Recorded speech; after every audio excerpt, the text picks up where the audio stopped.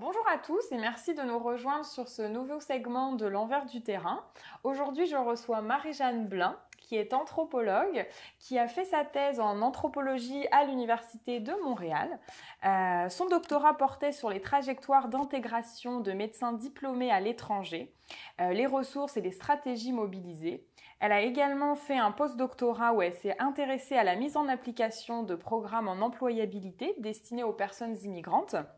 Et puis, globalement, ses thèmes de recherche portent sur l'immigration au Québec et en particulier, comme je le soulignais, sur l'intégration professionnelle des personnes immigrantes et réfugiées, les trajectoires d'intégration et les ressources de soutien formelles et informelles que vont mobiliser ces personnes. Alors aujourd'hui, et puis, je n'oublie pas, elle est chercheure au Centre de recherche et de partage des savoirs interactions et aussi professeure associée au département d'anthropologie de l'Université de Montréal. Alors merci beaucoup Marie-Jeanne d'avoir accepté cette invitation. Et puis voilà, est-ce que tu peux commencer par te présenter et nous dire comment tu as découvert l'anthropologie puis que tu t'es intéressée à l'anthropologie? La question classique. La question de base. Sur le sens et les représentations, le point tournant. En fait, on a tous plusieurs points tournants. Chaque personne, on a des histoires différentes, un attachement différent. Je dirais peut-être que qu'est-ce qui a contribué à faire qui je suis, puis à être autant amoureuse de l'anthropologie encore aujourd'hui, des années plus tard. J'ai grandi dans un milieu diversifié. Je pense que c'est une base. Et économiquement, bon, je suis blanche, là, on s'entend. Je suis une fille québécoise blanche. Mais j'ai une grand-mère de la France, j'ai ma maman biologique, elle est tombée en amour avec une personne autochtone, Atikamekw. Alors j'ai passé aussi une partie de mon enfance dans le bois, dans la forêt. Okay. Donc, dans le bois. Et puis c'est ça, mes deux familles, mes parents sont séparés, donc mes deux familles de milieux différents. Et adolescente, j'avais des amis d'un peu partout aussi. Alors, tu sais, je dirais c'est quelque chose qui, cet attrait-là à vouloir se mettre dans la peau des autres, à comprendre des façons différentes de voir le monde, de vivre différemment. Je pense que ça m'a toujours fascinée. J'étais un peu moi-même à la marge, mais adolescente. Bon, on se revendique de la marge. Exactement, c'est le moment propice à ça. Alors, je me revendiquais de la marge et j'avais des amis tous comme différents, un peu comme moi. Alors, que ce soit pour l'orientation de genre, le pays, peu importe. Pour moi, j'aimais être avec des gens qui sortent de l'ordinaire. C'est un peu banal, dit comme ça. C'est comme le porte-étendard. J'ai des amis différents. Oui, mais en même temps, oui et non, parce que des fois, c'est aussi, on cherche à être dans la norme et rentrer dans le moule aussi. Donc, alors, c'est ça. Donc, je dirais, depuis l'adolescence, moi, mon point de départ, c'était... j'aime être entourée de personnes différentes, mais c'était pas rationnel. C'était physique. Ça venait de l'intérieur. C'est ça. C'était émotif, c'était physique. Je me sentais bien avec des gens différents. J'étais curieuse. J'aimais l'espagnol. J'aimais... bref, un peu de tout. Je ne vais pas aller trop dans les détails. Alors, je pense que j'avais 15 ans et puis je voulais partir, je voulais voyager. C'était clair pour moi. Je me suis impliquée tout de suite, c'est ça, dès 15 ans. J'allais dans des cours de politique internationale, je prenais des cours d'espagnol. C'est cool. Je voulais partir, je voulais être utile. Et puis, en même temps... Je devrais pas dire ça à la caméra. Attention, on va avoir un petit secret. Non, mais c'est que je suis passée 40 ans maintenant. J'ai 47 ans. Alors, ma jeunesse, il y a 30 ans. Alors, il faut se mettre dans une autre époque. Il y a 30 ans, je me sens tellement vieille. Mais, je voulais aussi, quand on le regarde avec le recul, il y avait cette pensée un peu judéo-chrétienne. Je voulais aider. Je voulais pas être Mère Teresa, mais presque. Pour moi, c'était l'argent, importe pas. Je veux vraiment donner ma vie Comme une cause, à l'aide. C'est ça. C'est un peu gênant dit comme ça, mais regarde, je suis transparente. C'est le deal de l'anthropologue. On est transparent.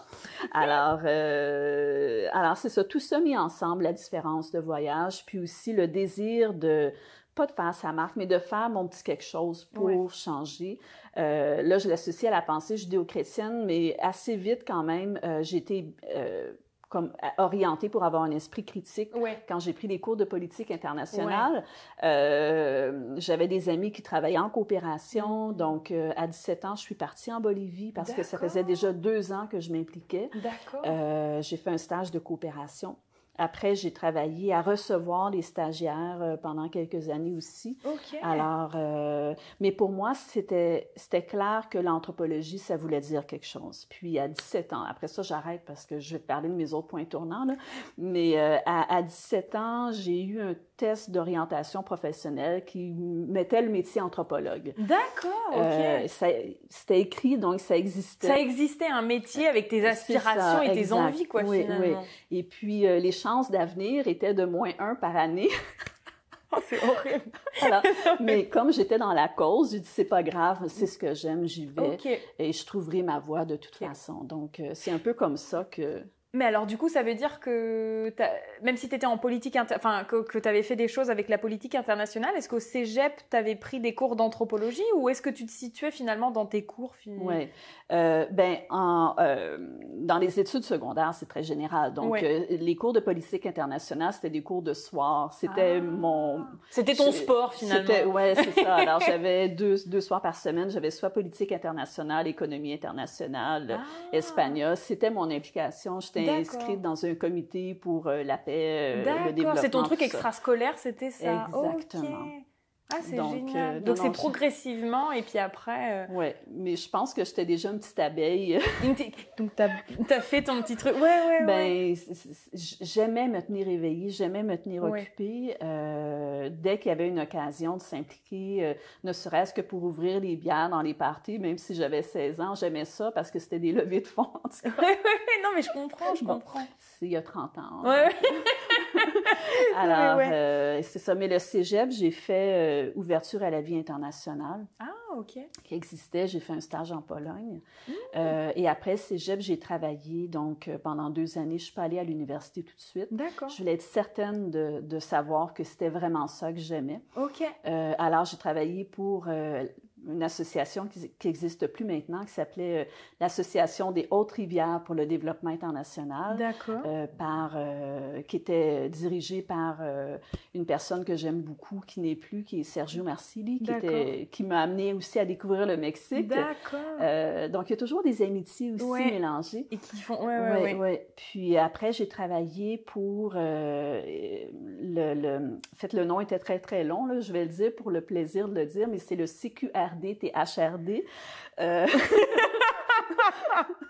qui est je vais m'en souvenir, là, mais c'est le comité pour la reconnaissance des droits des travailleurs haïtiens en République dominicaine. Donc, c'est Pérard Joseph qui était directeur, qui est un homme extraordinaire, qui est encore impliqué aujourd'hui à Montréal, dont Montréal-Nord, qui étudiait la nuit en sciences infirmières et travaillait le jour dans l'organisation. Et on travaillait en concertation. Moi, j'ai fait un petit morceau. Là. J'ai été impliquée avec eux pendant 1 année, à peu près, 6 mois, 1 année, à recevoir des personnes qui souhaitaient se syndiquer. Et on les mettait en contact ici avec des syndicats pour voir de quelle façon. Mais eux, disons qu'au niveau de leurs droits, partaient de très, très, très loin, sachant qu'il y avait des gardiens armés. Donc, oui. Donc déjà, tu avais déjà cet intérêt, même ce qu'on voit après dans ta thèse ou tes recherches, qu'il y avait déjà ça avec les travailleurs, les droits.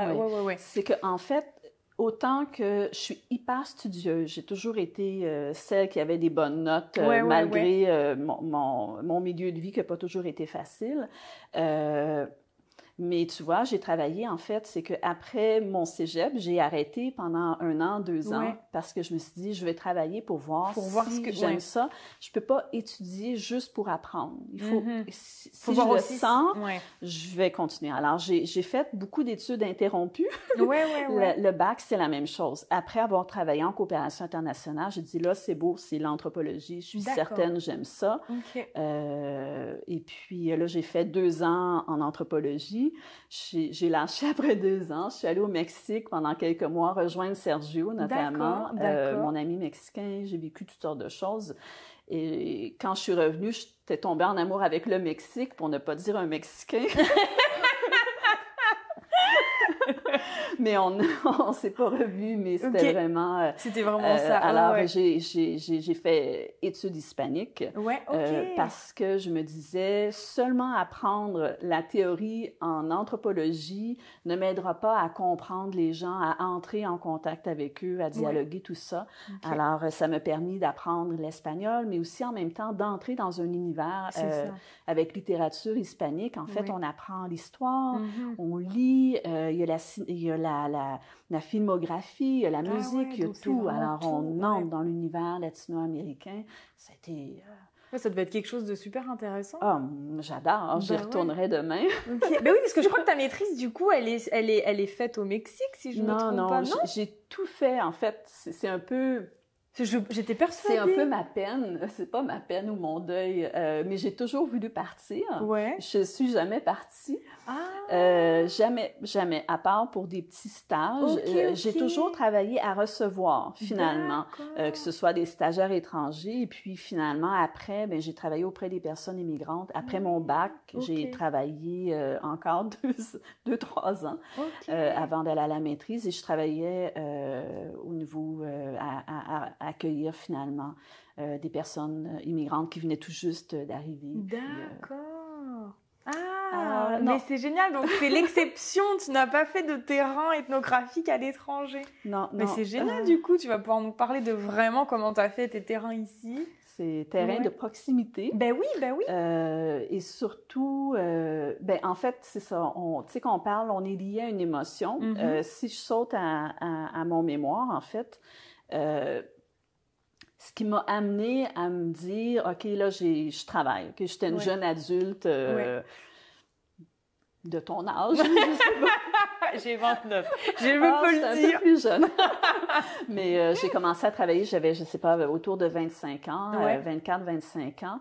Et puis, à un moment donné, j'étais conseillère en emploi auprès des personnes immigrantes. Et c'est extraordinaire, là. Je le referais demain matin, honnêtement. Tu étais au cœur du... Oui, donc, et j'étais dans les Laurentides. Alors, en plus, je dirais, quand j'arrivais en retard au bureau, c'est parce qu'il y avait un tracteur devant moi qui m'empêchait d'avancer. C'est génial. Mais c'est mais c'est une autre chose. Ben oui. Les Laurentides, c'est la ville aussi. Mais moi, j'habitais dans la forêt. D'accord, OK, c'est dingue. Donc... c'est ça. Donc, ça m'amenait à rencontrer des gens de partout, littéralement, de toutes les professions, de toutes les langues, de tous les statuts d'immigration.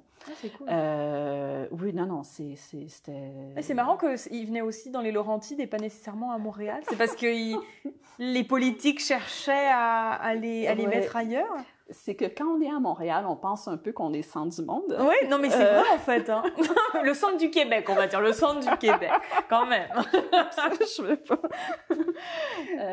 Mais c'est ça. Moi, j'ai grandi dans la campagne. J'ai grandi dans la forêt. Il y a toujours eu des personnes immigrantes partout. C'est vrai que proportionnellement, il y en a moins. Et c'est vrai aussi qu'au niveau de la visibilité de l'immigration, si on regarde les statistiques de Statistique Canada, en général, les personnes racisées, il y a une plus forte concentration à Montréal. Il y a un peu moins de minorités racisées dans les régions, mais c'est pas qu'il n'y en a pas. Et ça, et le portrait change de plus en plus. Heureusement, Dieu merci. À Mont-Laurier, on a eu le premier maire du Québec qui était d'origine haïtienne. Alors, non, il y en a de la diversité. C'est juste que c'est pas... Non, mais voilà, c'est qu'on l'entend pas nécessairement ou on le voit pas. Et mes amis à Mont-Laurier étaient mexicains, brésiliens, belges. Donc, c'est ça. Alors, non, dans les Laurentides, il y a quand même une bonne proportion d'immigration. On reçoit aussi, c'est une des 14 régions d'accueil qui reçoivent des personnes réfugiées. D'accord. Donc, un peu partout au Québec. Mais c'est vrai qu'il y a moins de personnes immigrantes. Mais il y en a. De quoi qu'on parlait? Ben oui, parce que là, c'était la maîtrise et les conseillères en emploi. Mais là, tu vois, j'allais basculer, j'allais dire, est-ce qu'il y a aussi de l'immigration choisie ou des réfugiés? Mais oui, là, tu dis, il y avait des réfugiés et des... Ouais. Et en fait, c'est de toute catégorie d'immigration. Oui. Encore là, on a tendance à croire... c'est ça. Là, tu es en train de me voir venir, c'est que quand... je suis une drôle d'anthropologue dans le sens que je suis beaucoup dans le ressenti, dans une perspective phénoménologique. Quand j'ai commencé ma maîtrise, c'était vraiment pour comprendre le vécu des personnes immigrantes que j'accompagnais parce que à travers le counseling, quand on rencontre les personnes, on a un bout de leur vie. Oui. Puis en général, on les rencontre quand ça va pas bien. Exact. Donc, parce qu'ils cherchent, parce qu'il y a des blocages, parce qu'il y a toutes sortes de choses, ou juste parce qu'ils n'ont pas les points de repère. Aussi, c'est ça. Donc, le but, c'est de donner un peu de points de repère, de guider, de conseiller, mais des fois aussi de mettre en lien avec des employeurs. Donc, il faut aussi des fois sortir du bureau.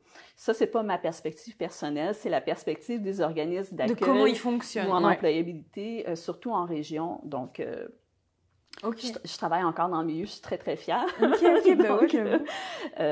Donc, c'est ça, autant Montréal que les régions. Moi, c'est vraiment ma pratique professionnelle, après 2-3 ans, que je voyais des choses qui se répétaient. Puis, ce qui m'avait vraiment marqué, c'est 2 choses. La première, c'est que pour les personnes immigrantes, réfugiées que je rencontrais, c'était les plus scolarisés qui avaient le plus de difficultés. Donc, et officiellement, dans les politiques d'immigration, pour l'immigration qualifiée, bien, on sélectionne sur la base de la scolarité. Donc, le 2/3, voire le 3/4 des personnes travailleurs qualifiés sont universitaires, voire maîtrise, doctorat. Et puis, pourtant, ceux que j'accompagnais, c'était ceux qui étaient... C'était long, c'était compliqué, c'était... Oui, ça répondait pas finalement à ce qu'on... C'était paradoxal au final. Exact. Et puis, c'est une étude de... Je continue à lire encore, même si je travaillais. C'est une étude de Jean Renaud, qui est un sociologue québécois, avec Victor Piché, qui est un démographe, qui ont fait une étude qui s'appelle « Ils sont maintenant d'ici ». C'est une étude qui avait été financée par le ministère de l'Immigration, une des seules études au Québec longitudinales sur 10 années, pour essayer de voir dans tous les secteurs de la vie, que ce soit l'emploi, le logement, le sentiment d'appartenance, comment ça se transforme à travers le temps. J'avoue, génial. Donc, et moi, ce que je voyais, c'est que 2 choses dans ces constats. La première, c'est que 75% des personnes avec un diplôme universitaire retrouvent un emploi de niveau universitaire après 10 ans. 75% après 10 ans, travailleurs qualifiés sélectionnés. Wow. Et moi, ce qui m'a interpellée, c'était, qu'est-ce qui se passe avec le 25%? Et qu'est-ce qui se passe pendant ces 10 années-là, finalement, où est-ce que c'est long, là, 10 ans? Oui, non, mais 10 ans, c'est énorme. 10 ans, on a le temps de faire 2 doctorats, pratiquement. Alors... T'as le temps de reprendre des études au pire ou de faire complètement... Mais c'est impressionnant, disons. Donc, c'est vraiment cette étude-là qui me fait, là, il se passe quelque chose. Réagir, quoi. Oui. Puis, comme à l'époque, encore aujourd'hui, mais à l'époque, je parlais espagnol. Alors, je rencontrais beaucoup d'hispanophones. Et parmi les hispanophones, il y avait la vague, on dit des vagues, mais c'est comme une vague infinie. Mais il y a eu beaucoup de personnes de la Colombie qui s'établissaient, la plupart réfugiés, mais pas tous. D'accord. Et puis qui sont des universitaires, parce que souvent, les vagues de réfugiés, on voit des personnes démunies, etc. Mais en fait, les personnes réfugiées, c'est de tous les statuts. Exactement, autant la c'est pas ville. seulement les... Exact. Donc, parmi les personnes universitaires, il y en avait qui étaient... Je veux dire, tu sais, moi, avec mon petit baccalauréat, on a l'air de tout minuscule, entre guillemets. Et puis, je rencontrais des personnes qui ont travaillé comme bras droit du ministre ou qui ont travaillé comme avocat pendant 15 ans ou qui étaient ingénieurs. Alors, je dis, mon Dieu, tu sais... S'ils doivent encore passer 10 ans avant ensuite d'avoir quelque chose qui ressemble à ce qu'ils avaient dans leur pays, c'est incroyable. Et puis, quand tu es conseiller en emploi, il faut trouver les mots pour rassurer. Oui. Il est toujours un peu psychosocial, mais il faut aussi être pertinent. Mais oui. Puis, il y a aussi une certaine charge morale. Qu'est-ce qu'on dit? Comment on accompagne? Par exemple, j'avais accompagné un ingénieur maritime qui était à Saint-Jérôme. Oh, ben oui! Ben, qu'est-ce que tu veux qu'il fasse là? Qui ne voulait pas déménager. Alors, bon. Il faut trouver les mots pour le... Et puis, bah oui, non, c'est sûr. Donc, fait que c'est toute cette pratique professionnelle-là qui m'a amenée, comme tu le vois, à être très empathique pour le travail d'intervention, d'intervenant. Ouais, c'est clair. Et puis, à être un peu critique parfois par rapport aux programmes pour accompagner, qui ont toujours leurs limites, puis c'est normal, mais de voir de quelle façon on peut offrir un meilleur cadre pour accompagner, pour mieux valoriser les compétences. Ça, c'est vraiment mon point de départ sur lequel je travaille encore aujourd'hui. C'est comme un point tournant qui m'a... Oui, c'est venu te chercher, quoi. C'est ça. Quand on fait des recherches, on le fait... C'est très personnel, là, mais moi, j'ai besoin d'une émotion, que ce soit être heureux, fâché ou motivé ou emballé, mais ce qui était ma motivation, c'est que j'étais frustrée. OK. J'étais frustrée, je comprenais pas, je voulais comprendre, puis j'ai fait ma maîtrise qui m'a aidé, moi, à comprendre, mais après ma maîtrise, je suis partie dans une perspective très critique pour être terminée dans une perspective très phénoménologique pour être plus dans le sens, etc. J'ai terminé avec qu'est-ce que c'est la relativité du sentiment de déclassement, le déclassement professionnel, parce que, et encore là, il faut que je me le rappelle, il n'y a pas... Le travail, c'est pas tout.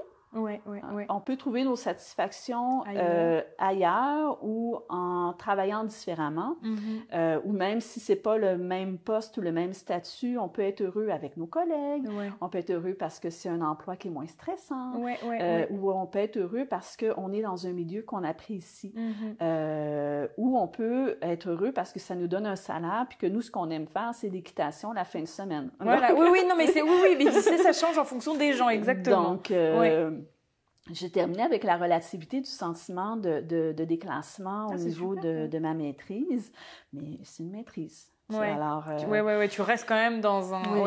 Et puis, j'ai eu l'immense chance, privilège de rencontrer, en fait, Deirdre Mentel, qui était ma directrice de mémoire, est une chercheure, je n'ai pas de mots, mais... et une anthropologue extraordinaire, une chercheure chevronnée. Donc, c'était ma directrice de mémoire. J'avais eu un cours avec elle durant le baccalauréat. Elle se souvenait de moi. C'est grâce à elle que je suis retournée à l'école, honnêtement. Et puis, à travers Deirdre, j'ai connu Sylvie Fortin, donc, qui est devenue ma co-directrice de mémoire. J'étais son étudiante numéro 1. Oh, c'est cute, ça! Mais oui!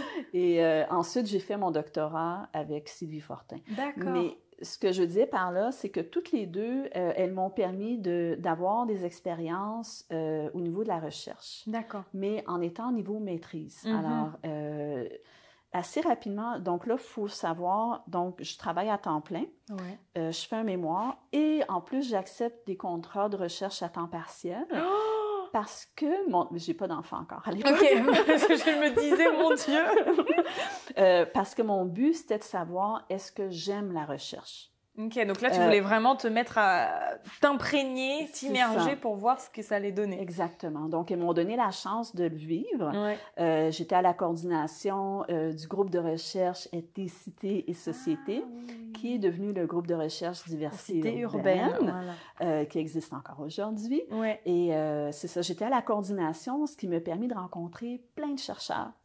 Ce qui m'a permis de m'impliquer dans la revue Diversité urbaine, ce qui m'a permis de faire plein de choses et ultimement... De toucher à plein de choses, exactement. Finalement. Et comme j'étais à la coordination, j'ai travaillé avec Sylvie, avec Deirdre au niveau du protocole pour former les assistants de recherche, faire des protocoles pour les les embaucher aussi avec des descriptions de tâches, parce que comme conseillère en emploi, pour moi, c'était important. Oui. Donc toi, finalement, tu as un peu t'as formaté tout ça au final. Et puis, comme j'avais déjà eu des expériences de travail en coordination, donc ce qui m'a amené à faire la gestion de budget, etc. Parce qu'on parle de faire de l'anthropologie, c'est beau, etc., les terrains exotiques, mais c'est de la gestion budgétaire, c'est de l'embauche étudiant. C'est comme mais c'est vrai. plein de technicalités. C'est une gestion de projet, hein. C'est de la recherche, mais c'est une gestion de projet. Alors, bon an, mal an, donc je fais ma maîtrise, je commence à avoir de l'expérience en recherche, et puis, encore une fois, j'ai la piqûre. Et je me suis dit, ben s'ils sont assez fous pour financer mon doctorat, on va continuer. Alors, c'est ça. C'est génial. Comme j'avais déjà 3 ans ou 4 ans d'expérience comme coordonnatrice de recherche, pour moi, de monter une demande de subvention, une demande de bourse, c'était pas sorcier. Parce que j'avais déjà travaillé avec d'autres chercheurs. Exact. Donc, et puis, il m'avait aussi beaucoup aidé à prendre de l'expérience, écrire un article, c'est génial, ce genre de choses. En fait. Tu as vraiment été formée, on va dire, par rapport à d'autres où on apprend quand même sur le tas. Non, mais c'est vrai, du coup. Et c'est ça, c'est que pour moi, encore aujourd'hui, être anthropologue ou faire de l'anthropologie, c'est quelque chose qui se vit, quelque chose qui est vivant. C'est à travers le lien avec les autres, c'est à travers le contact. Donc, il y a comme une espèce de sens. Et aussi, et là, c'était avec le doctorat, le post-doctorat que je me suis approchée de ça. C'est aussi de tenter de trouver des pistes d'action, de choses qu'on est à même de pouvoir constater, voire parfois dénoncer. Bien entendu, puis là, je suis rendue là aussi un peu, on veut dire les choses qui vont bien, on veut aussi être nuancé, on veut aussi avoir du plaisir en faisant de la recherche, mais on veut aussi changer les choses. Exactement. Donc, pour changer les choses, il y a des prises de position. Oui, puis on ne le fait pas tout seul. Si je faisais une recherche toute seule dans mon salon, j'aurais pas... Non, mais c'est vrai. Ça n'aurait pas le même impact, et puis tu rencontrerais pas les mêmes personnes, puis même la diffusion ou l'engagement serait différent. C'est ça, tu sais, j'ai beau avoir des idées extraordinaires. S'il n'y a pas des confrontations et même du partage, et puis voilà. Oui, c'est ça. Puis j'ai pas les leviers de changement nécessairement. Exact. Donc, il y a des choses que moi, je peux voir, qui peuvent aussi être erronées parce que c'est mon interprétation, ou qui peuvent ne pas être réalistes ou faisables. Donc, on travaille, et ça, merci, Sylvie Derdré. Puis maintenant, je travaille aussi avec d'autres équipes au Centre Interaction, avec Lourdes Rodriguez del Barrio. On apprend à travailler en équipe. Puis à travailler en partenariat. Puis là, j'apprends un peu plus, mais je suis pas encore... j'ai encore des croûtes à manger, comme on pourrait dire. Mais on apprend... dans l'équipe, on tente de développer tant que possible le par et pour avec. Donc, aussi des recherches plus transformatrices, mais en donnant... pas en portant la voix des autres, mais que les autres prennent leur voix et que nous, on structure l'espace pour ce faire. Donc, c'est un peu différent de la vision que j'avais d'aider le monde. Dans le sens que le monde peut s'aider tout seul. C'est juste qu'il faut laisser l'espace. Alors, ça serait un peu ta vision de l'anthropologie appliquée ou engagée? Comment tu te situerais en fait? Parce que ça, c'est nouveau de ce que j'entends. Donc, du coup, c'est intéressant. Qu'est-ce qui est nouveau? En fait, pourquoi? Là, le par, pour et avec. Non, ou alors la façon de le dire, je pense, peut-être. C'est la première fois que je l'entends. C'est ça, pour moi, c'est nouveau. Pour mes collègues, c'est pas du tout nouveau. Puis... Mais ils sont en anthropologie aussi? Non, en fait, j'ai presque pas de collègues anthropologues. D'accord. En fait, on est dans le multidisciplinaire. Mais on partage quand même une vision commune par rapport, c'est ça. Donc, je travaille avec des travailleurs sociaux beaucoup. On se demande pourquoi. Ah oui, mais du coup, c'est peut-être ça aussi le par pour avec, ça fait très travailleur. Bah, peut-être aussi, c'est peut-être leur... Ouais. Mais j'ai une collègue sociologue qui est aussi dans cette optique. Je pense que c'est plus... Et là, je me sens tellement ignorante d'avoir plugué des mots puis pas être capable de l'expliquer intelligemment, là. Mais... c'est pas grave. Non, mais c'est super intéressant, justement. Oui, parce que beaucoup nous ont parlé de l'anthropologie engagée, de l'anthropologie appliquée, de leur définition et de comment ils mettaient en perspective avec leurs recherches. Et là, tu vois, ce que tu me dis, c'est vraiment différent. Bien, en fait, on est plus dans la méthodologie de la recherche. Je reste dans, je dirais, la vision de l'anthropologie engagée, de l'anthropologie appliquée. Bien, en fait, je suis l'anthropologue engagée dans des équipes multidisciplinaire. Oui, mais c'est génial parce que ça veut dire que tu apportes ta pierre, tu apportes ton savoir et puis du coup, vous co-créez et vous avancez ensemble. Puis le père époux, en fait, on est plus dans une méthodologie, mais en fait, c'est vrai que la méthodologie, elle va au-delà que juste le faire. On est dans des recherches qui se veulent...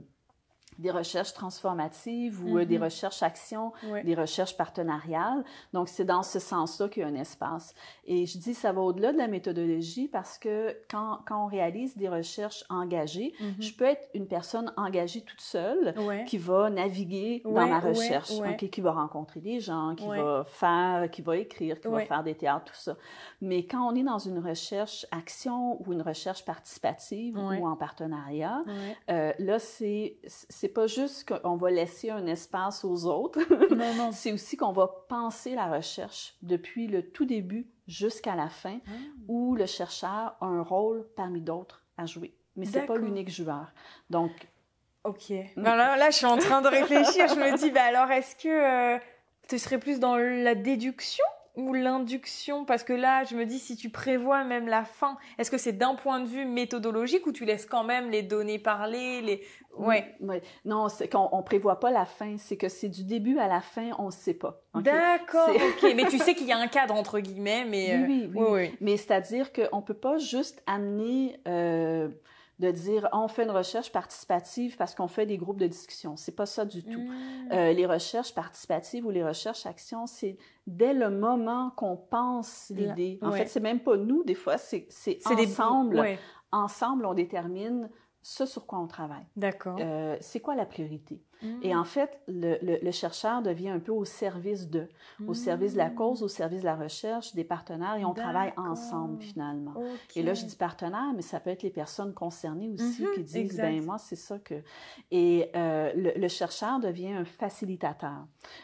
Et bien entendu qu'on a notre expertise, tout ça, mais même, si je parle de quelques recherches qu'on a fait, après ça, on ne veut pas non plus épuiser tout le monde dans le processus. Là, on module les espaces, mais on peut même réviser ensemble les outils, réviser les guides, réviser c'est quoi les objectifs de la recherche. Impliqué, tout le monde a... De A à Z. De A à Z. Donc, nous, on a nos idées, puis on peut se faire dire, mais non, ça n'a pas d'allure ce que tu fais. Et pourtant, c'est brillant. Mon idée, elle est vraiment brillante. Non. Oui. Puis là, non. OK.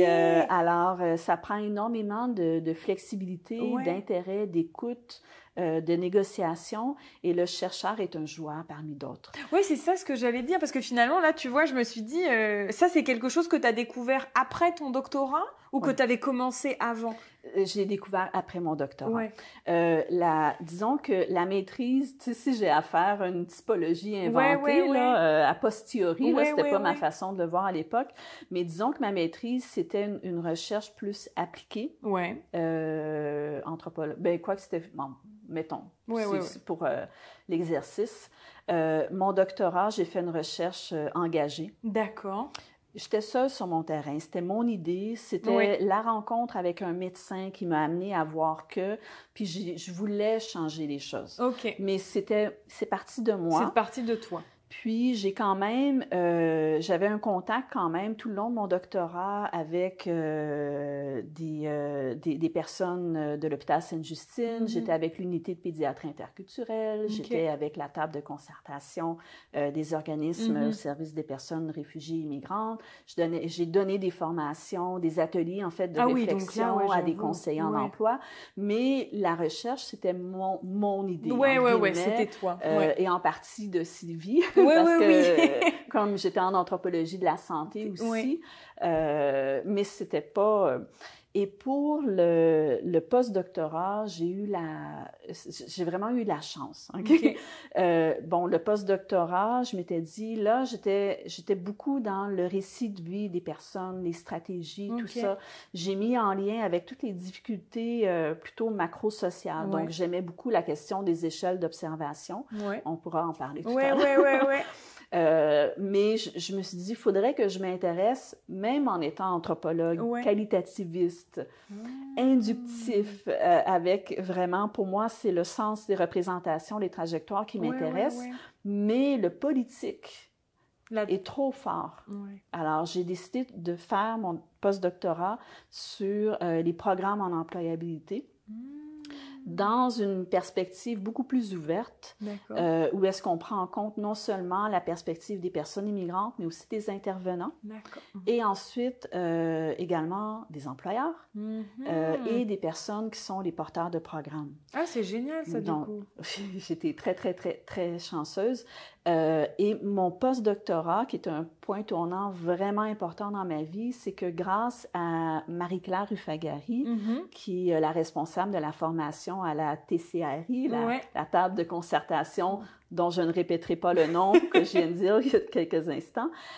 Donc, elle m'a permis de devenir formatrice auprès d'intervenants et d'entrer en contact avec plein de gens. Et au début, à la fin de mon doctorat, quand c'était un peu... nébuleux. C'est ça. Il y a toujours une période où est-ce qu'on est dans un entre-deux. Grâce à Marie-Claire, j'ai pu continuer à m'impliquer, à être formatrice auprès d'intervenants, puis de gens de tous les milieux à travers le Québec. Et à travers elle, j'ai rencontré Lourdes Rodriguez del Barrio, qui est chercheure, directrice du Centre de recherche et de partage des savoirs, et aussi de l'équipe de recherche Erasme, Santé mentale culture, et qui est en travail social. Et Lourdes, elle réalise des recherches en partenariat. C'est vraiment sa force.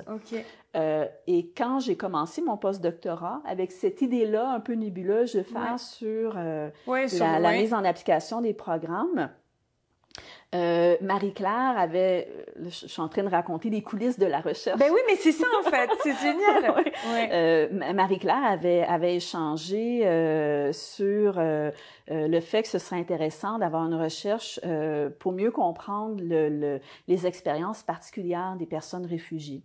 Et avec Lourdes, elles ont démarré une recherche-action sur ça, comment les besoins des personnes réfugiées sont répondus, c'est quoi leur réalité spécifique.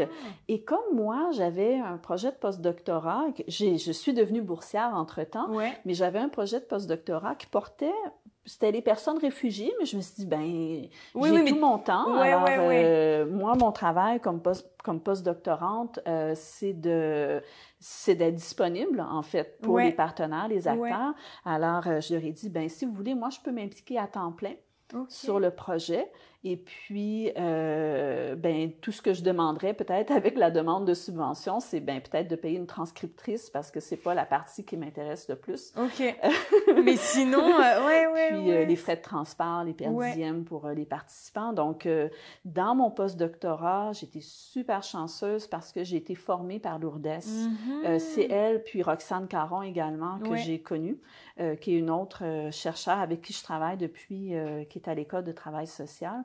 Alors, j'ai commencé à apprendre un peu à quoi ça ressemble une recherche-action en partenariat. J'avais aucune idée qu'on pouvait discuter en comité de nos guides d'entretien. Tu sais, c'est comme, écoute, je suis arrivée, anecdote, tout mon doctorat, j'ai travaillé auprès de médecins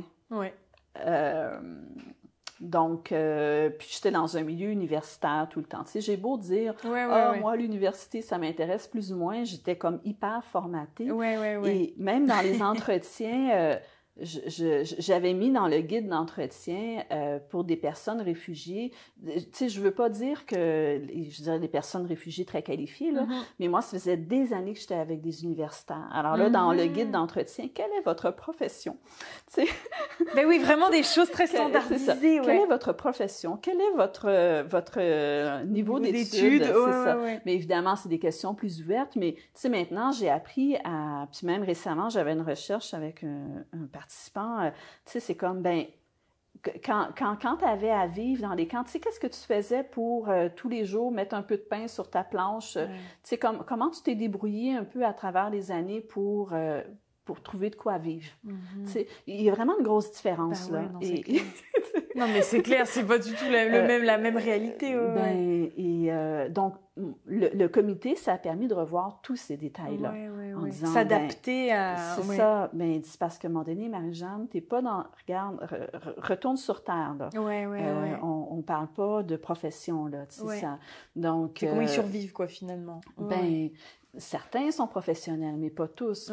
Si tu poses la même question pour tout le monde, ça va pas marcher. C'est pas le bon mot. Donc, on change les mots, les façons. Après ça, on est très ouvert dans les entretiens, c'est sûr. Là.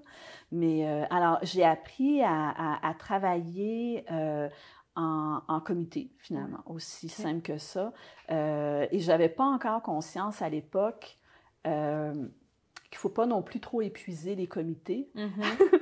Alors, on était comme pas mal engagés. Puis, les deux recherches, en fait, je ne sais pas comment ça se fait, mais un miracle est apparu, mais j'ai eu la chance de réaliser 2 recherches-actions dans le cadre de mon postdoc. Ah, OK. Postdoc, c'est 2 ans. Hein? Ben oui! C'est pour ça que j'étais en train de me dire, waouh! C'est intense. OK. Donc, j'étais super chanceuse. Et puis, tu as pu regrouper les deux ou tu les avais vraiment... Elles avaient des liens? Ils ont des liens parce que c'est la mise en application des programmes en employabilité. Un auprès des personnes réfugiées et l'autre plus largement. D'accord. Donc, la deuxième recherche-action, c'était grâce à un contact de la TCRI et le Comité consultatif personnes immigrantes, qui est le comité aviseur au ministère du Travail. Donc, je cherchais une personne pour réaliser une recherche pour faire une espèce de diagnostic sur qu'est-ce qui fonctionne pas, est-ce que les programmes sont connus, tout ça, ce qui me permet de réaliser la deuxième recherche-action avec eux, avec un comité qui va même négocier les mots qui sont utilisés dans le rapport. Donc, tu sais, pour te dire, c'est que ça peut être très lourd et très lourd, mais en même temps, quand tu regardes le résultat final... Ben, ça donne quand même quelque chose de parfait.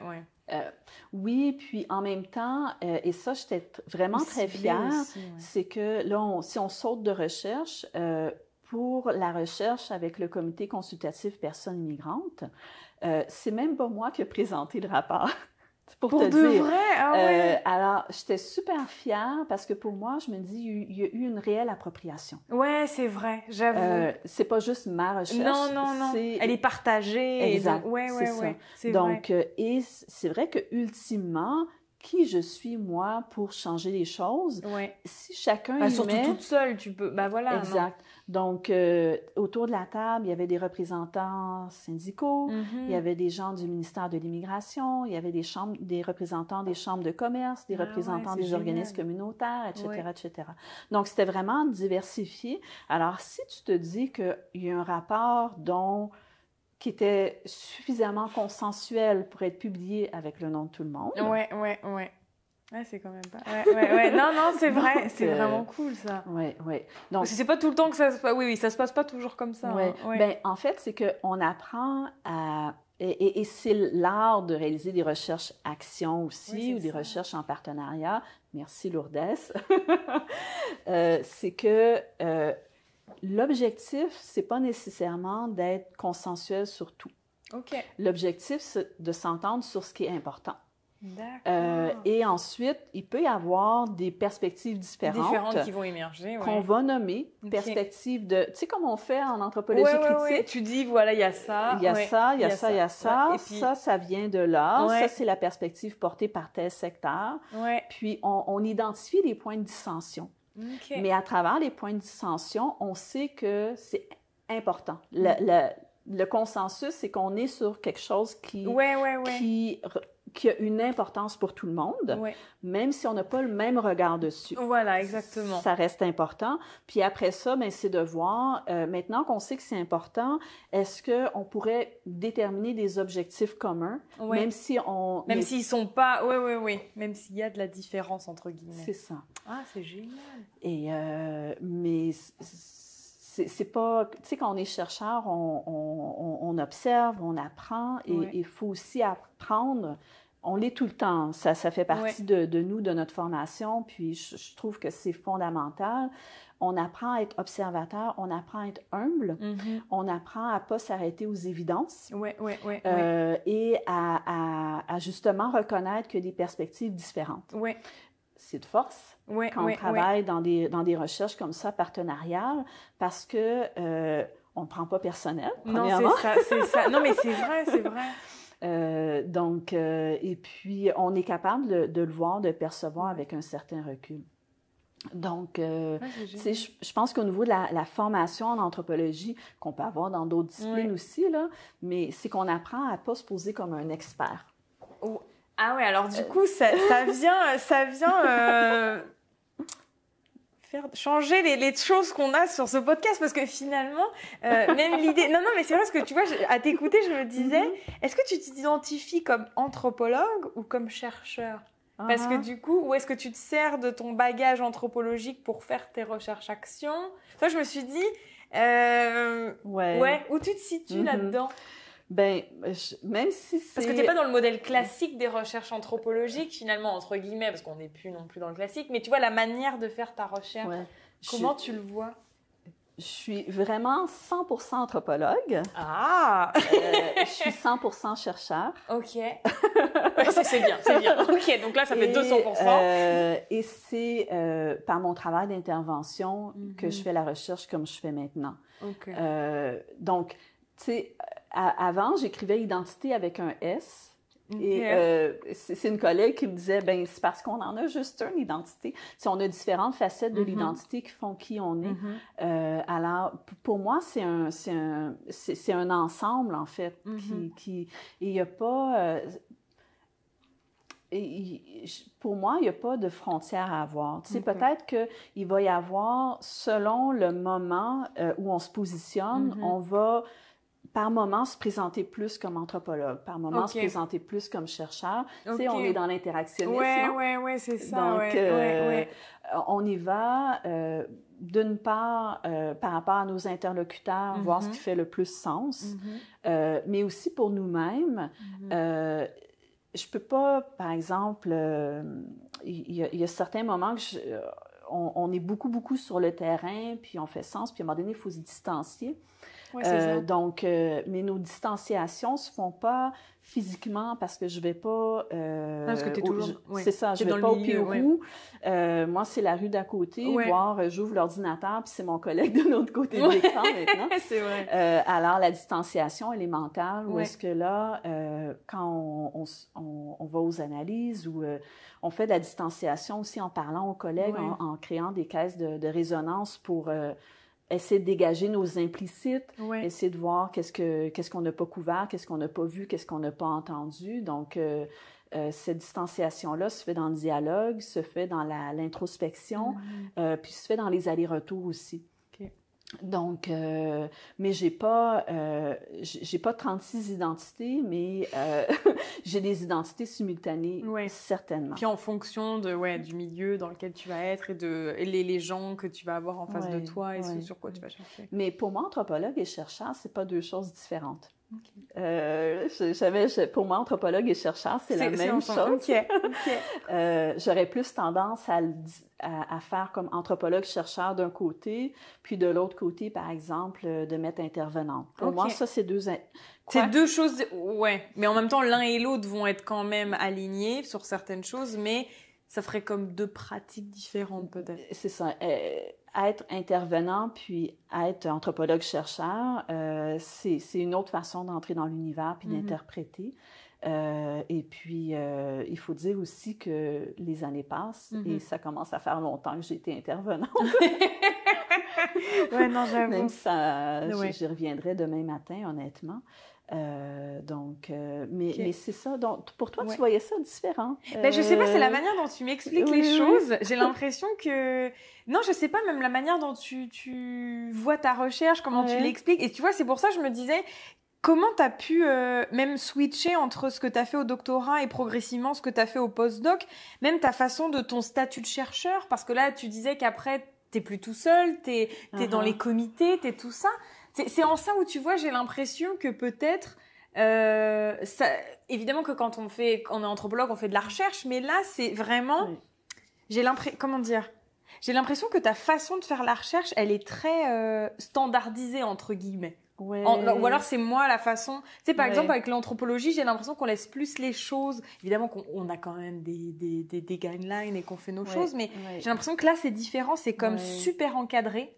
Alors que nous, on est plus un peu, je veux pas dire en dehors de cadre, mais tu sais, on est plus libre, entre guillemets.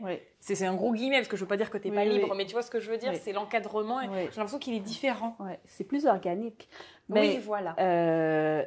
En fait, la différence, pourtant, t'es quand même organisée, c'est que je le suis sur plusieurs projets. Je dirais, la différence, c'est que quand tu es au doctorat ou à la maîtrise, tu as un projet et c'est ta vie. OK, c'est vrai. Et tu le vis. C'est ton aventure, c'est ton chemin, c'est ton exploration intérieure, c'est toi qui te casses les dents parfois, c'est toi qui pleures, c'est toi qui ris, c'est toi qui vis plein de choses. Non, mais c'est vrai parce que c'est tout à fait ça. On passe tous par là. C'est vraiment un cycle initiatique. On apprend énormément. On apprend à réaliser des entretiens. On apprend à percevoir ses gaffes, ses tics quand on fait des entrevues. On apprend à analyser. On apprend à faire à travailler avec des concepts théoriques, puis à théoriser finalement à partir de matériel. On apprend à écrire. On apprend à écrire avec moins de mots. On apprend à clarifier nos mots. On apprend donc tout ça. Et ça prend son temps. Parce que c'est quand même une thèse. C'est énorme. C'est une thèse. Alors, quand on réalise des recherches après, tu sais, c'est vraiment une anecdote, OK? Juste pour faire la part des choses entre organique puis plus standardisé, c'était la semaine dernière, j'ai réalisé 2 groupes de discussion avec un collègue. En fait, où est-ce qu'on a demandé à 2 personnes de plus de nous aider aussi pour animer parce qu'il y avait plus de personnes que prévu. OK, génial. Donc, on a réalisé 2 groupes de discussion Zoom avec 24 personnes différentes en tout, divisées en sous-groupes avec des questions, avec des sondages, etc.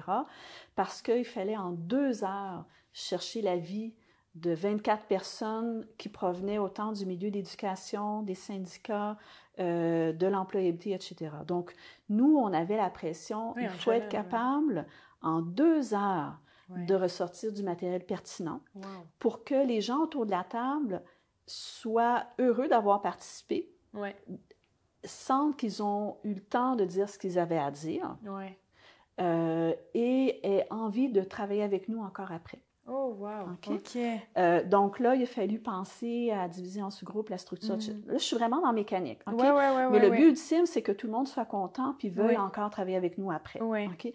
Et ça, c'est un événement. 24 personnes, puis on a commencé à en rencontrer d'autres.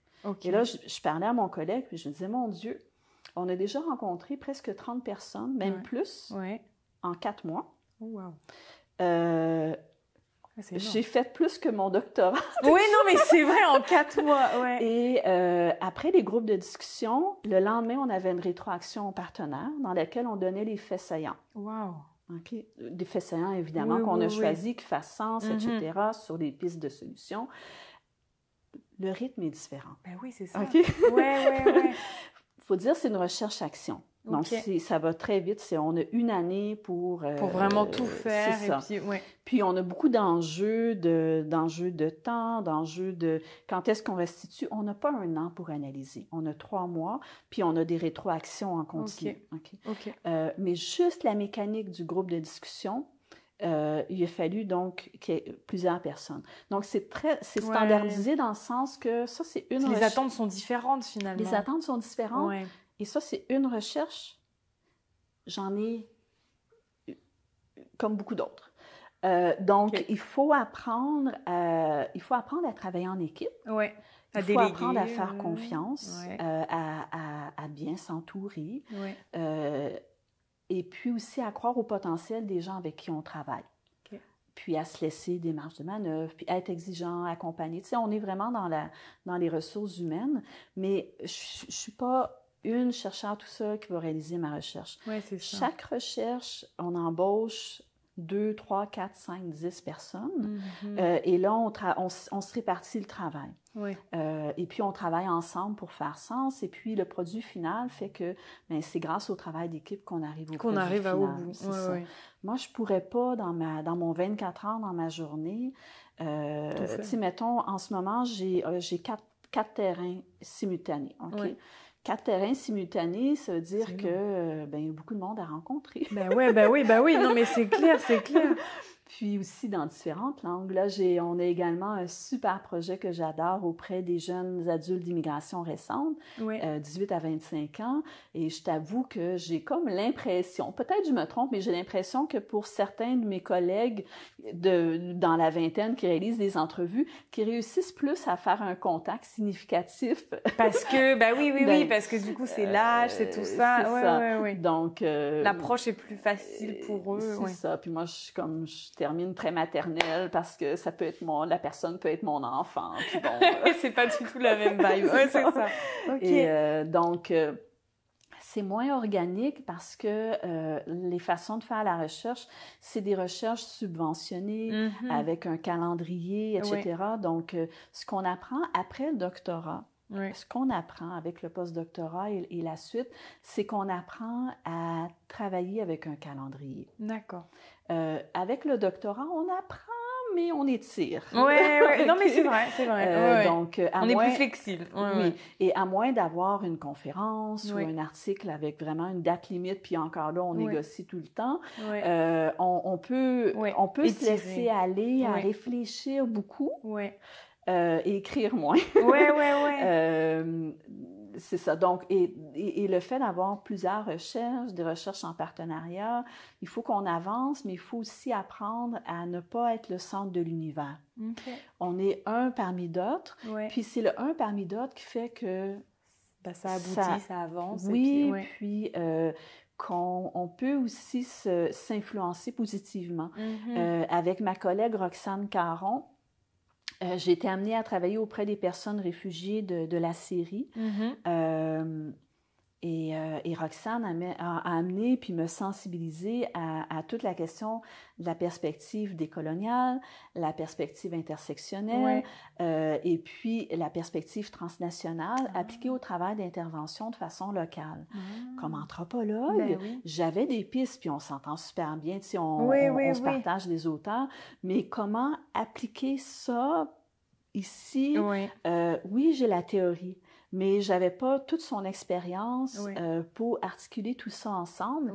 Et puis, on travaille avec d'autres anthropologues au département, d'autres étudiants au doctorat. Et pour moi, c'était un atout formidable. C'est-à-dire que segmenter, standardiser, c'est le fait d'être subventionné qui amène ça, je pense. C'est probablement aussi très nord-américain. Comme façon de fonctionner, dans le sens que c'est une richesse, mais en Amérique du Nord, on fonctionne beaucoup par subvention de recherche, c'est un marché quasiment. Les universités, quand on regarde les comptes rendus annuels, ben, le département d'anthropologie a reçu tant de millions en subvention à l'Université de Montréal. Donc, c'est quelque chose dont on est fier. On peut être fier, mais ça veut pas... Il n'y a pas juste les sous dans la vie non plus, là.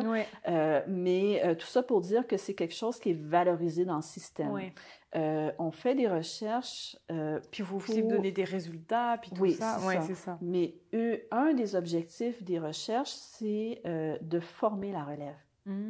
Donc, quand on a une recherche qui est subventionnée, notre objectif numéro 1, c'est de permettre à des étudiants d'acquérir une expérience de travail en recherche. D'accord, donc, c'est des recherches vivantes, mais il y a aussi un côté aussi formateur, se mettre les mains à la pâte.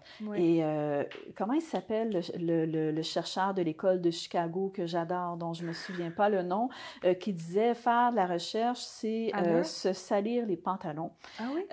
Donc, je vais retrouver son nom pendant la pause. Becker. Pardon? Becker. Oui, Becker. Howard Becker. Donc, Howard Becker qui disait qu'il faut se salir les pantalons. Donc, pour moi, de ne pas faire cette recherche organique-là, finalement, c'est de la faire avec plusieurs personnes, d'apprendre ensemble, finalement, dans le processus. Et ça implique de devoir apprendre à déléguer.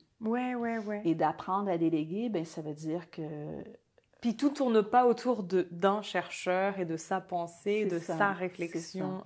Alors, c'est des équipes où il y a des assistants de recherche, il y a des étudiants boursiers, il y a des partenaires, des collaborateurs, il y a des chercheurs. Et là, on n'est pas encore dans le pour et par. Non, mais... où est-ce qu'il y a également les concernés à un moment donné qui peuvent avoir leurs espaces. Je suis moins familière avec ça. Je commence à vivre l'expérience, mais avec Lourdes Rodriguez, avec Dina White, on travaille aussi au niveau de laboratoire d'innovation, dans lequel c'est aussi une autre façon de travailler pour c'est un nom catchy, laboratoire d'innovation, mais en fait, c'est une caisse de résonance pour trouver des solutions concrètes.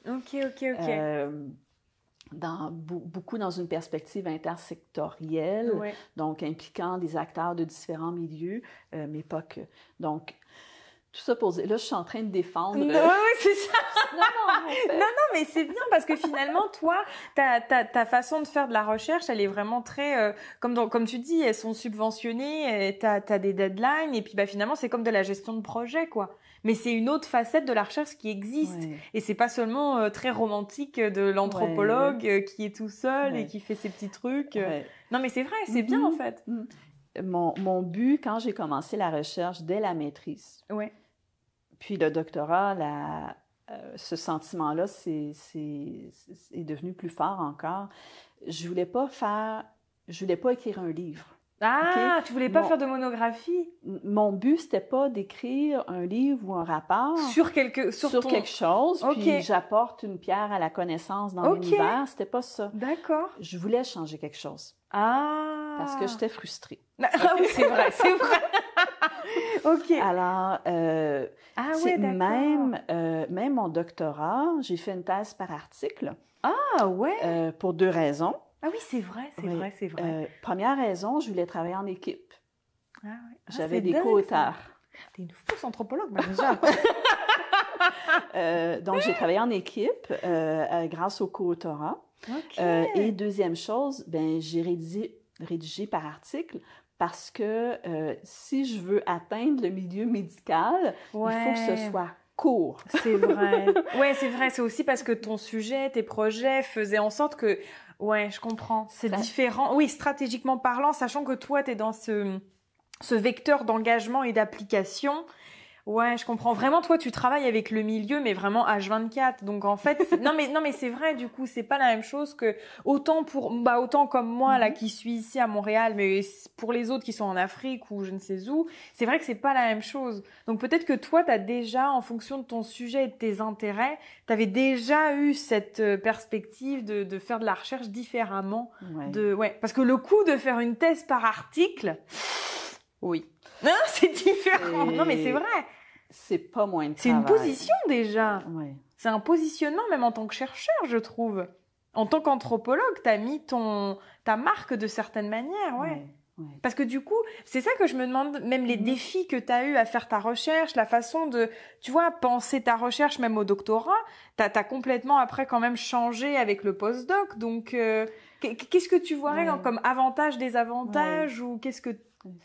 En fait, j'ai toujours été anthropologue-chercheur. Ouais. Ça n'a jamais changé. Ouais. Anthropologue-chercheur ancré dans la pratique. Okay. Ça, c'est... Et le politique, un peu. Mais du coup, je me demande même si c'est... Je te coupe et je me demande même si, tu vois, si c'est pas aussi une façon de... Tu sais, comme les sociologues urbains ou tout ça, là. Tu vois, là, je me disais comme c'est connu avec le cours d'anthropologie urbaine, mais je me demande si c'est pas un peu cette manière de faire avec cette, tu vois, Becker et compagnie, cette empreinte qu'ils ont sur toi.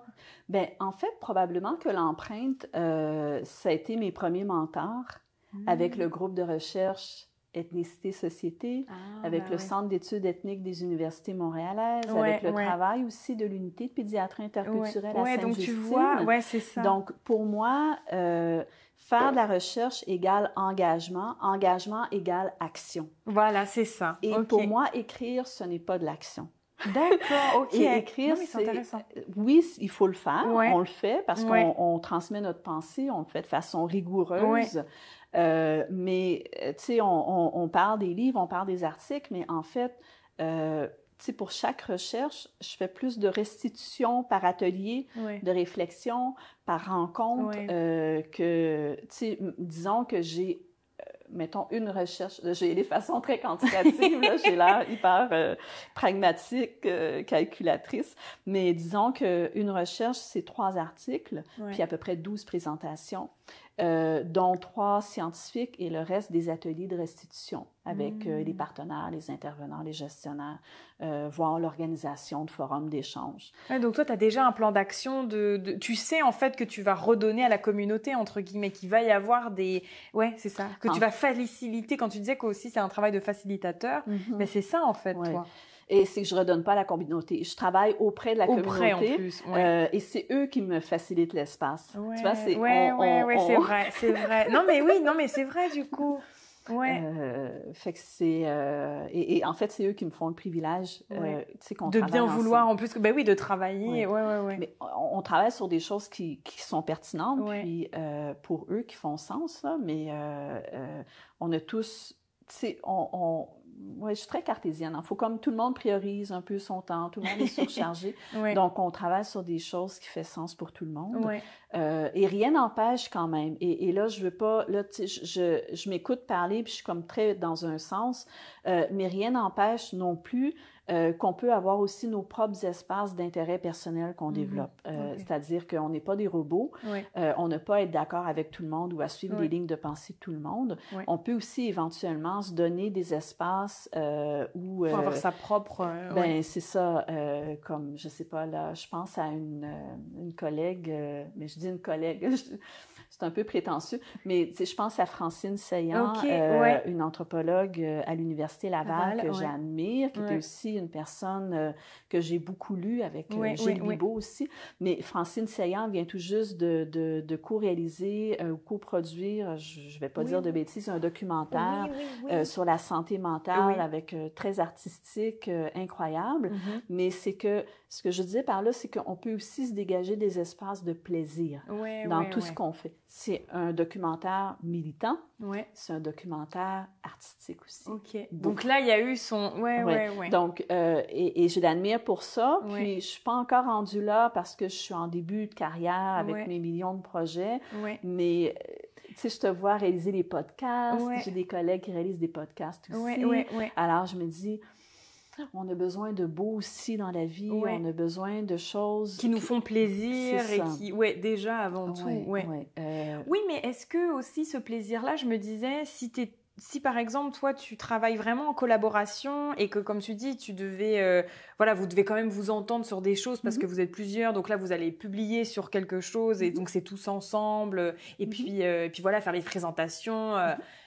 Mais est-ce que toi, par exemple, tu pourrais pas te dire, il y a une partie des données qui m'intéresse, qui n'a pas nécessairement été exploitée, et que moi, j'ai plus envie, par exemple, d'avoir un angle purement anthropologique et pas nécessairement multidisciplinaire. Est-ce que ça pourrait être aussi ton plaisir de garder ce côté-là, par exemple? Mais ça, on le fait.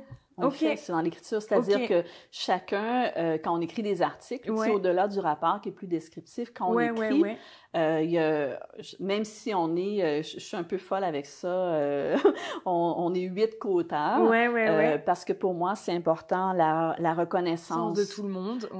Et tous, à sa façon, contribuent au contenu de l'article. Et ça, c'est un positionnement politique. D'accord. Parce que est-ce qu'on remercie les gens en note de bas de page, ou est-ce qu'on les assistants de recherche qui ont aidé à faire les analyses, ou est-ce qu'on les inscrit comme co-auteurs?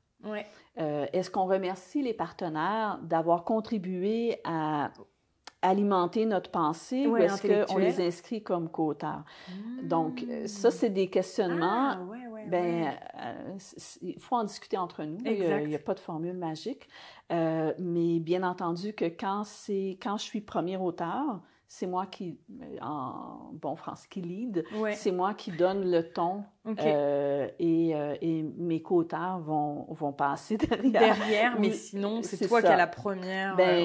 C'est moi qui donne l'infusion, l'énergie, sachant que je suis flexible, que le contenu est construit à plusieurs. Là. Mais ton empreinte anthropologique va peut-être plus ressortir à ce moment-là si c'est toi qui es premier auteur.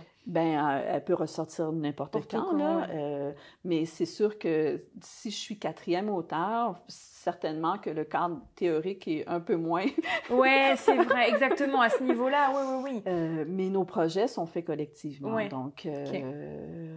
Et puis après, c'est que ça dépend, est-ce qu'on est dans un article qui vise à théoriser quelque chose, ou est-ce qu'on est dans un article qui vise à mettre en lumière certaines situations puis amener à des réflexions critiques sur un état de fait. Donc, je suis un peu moins dans la théorie. Oui, et plus sur le... Donc, on va théoriser un peu. Puis là, j'apprends aussi à m'approprier des modèles théoriques avec lesquels j'étais moins familière, mais que c'est ultra intéressant parce que ça nous amène aussi... C'est ça que je fais de l'anthropologie ou de la recherche. On n'est jamais... J'ai juste encore le mot anglais sur le nerd dans la tête. On fait jamais du surplace. Notre cerveau est toujours en fonctionnement. Faut se donner des espaces aussi pour souffler, là, mais souvent, anecdote, je faisais des blagues avec ma fille. Après, je reviens à notre sujet. Je faisais des blagues avec ma fille, puis on se disait, j'ai toujours un hamster dans la tête.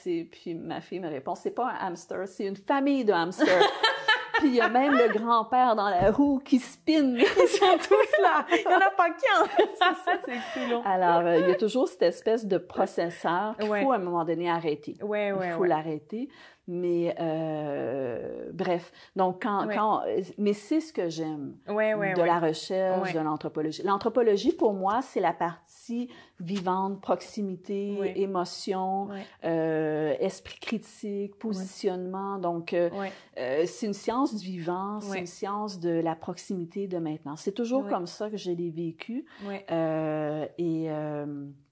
Mes collègues me laissent l'espace aussi pour être dans cet espace-là un peu plus interprétatif, critique, tout ça, et multiniveau. Et c'est ça. Donc, c'est la beauté de la chose. Alors, Et du coup, ça me fait rebondir le fait que ça soit vivant, que c'est humain et tout ça. Là, tu disais que tu étais quand même sur beaucoup de projets, donc tu fais un peu moins de terrain. En fait, c'est ça qu'on fait une fois le terrain de doctorat qui est immense et qui est super long, et après, c'est sûr que ça tend à être moins le cas. Mais du coup, est-ce que de démarrer des projets et de pas nécessairement être tout le temps dessus, est-ce que ça te manque?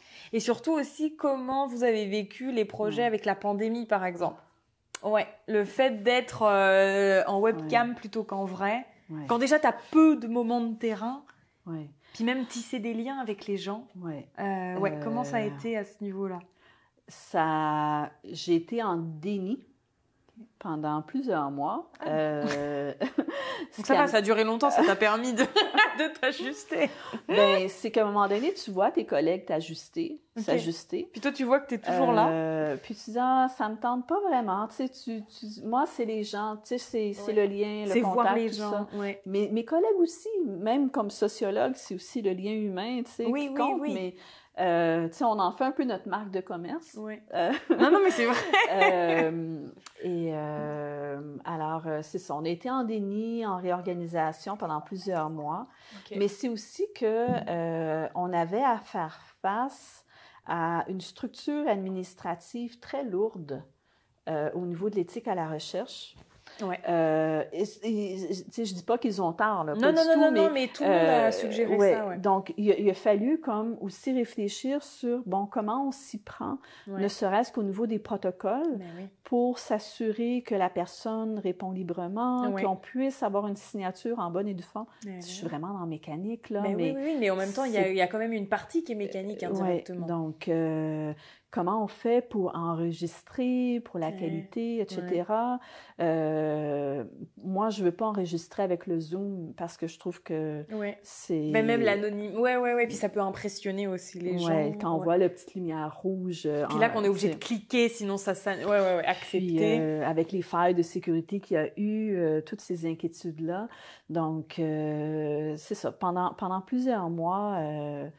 j'étais un peu en déni, puis on trouvait à faire autre chose. Là, je me rappelle pas une seule journée de ma vie depuis les 20 dernières années où je me suis réveillée un matin en me demandant ce que j'allais faire. On a toujours plein de choses. Oui, puis c'est qu'on continuait à donner des formations aussi.